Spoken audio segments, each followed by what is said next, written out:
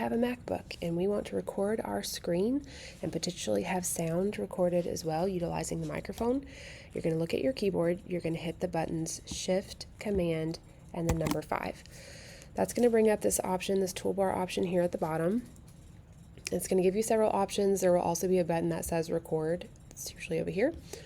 You have the options to capture your entire screen, a specific window, or even a portion of your screen, which is pretty awesome. If you want to focus in on certain things, you can do that.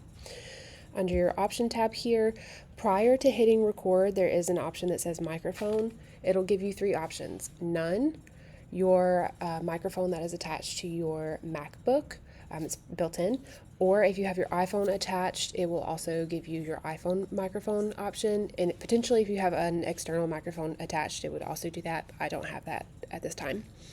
It'll give you options on where you're going to save your video, and you can see the other options here as well. Now, when I am done with this, I have decided I want to capture this window. I've done all the talking I want to do. Now I'm officially done with my video. I can hit stop screen recording here, or also up here on your top toolbar on the right side. That button also will stop your recording. I hope that helped.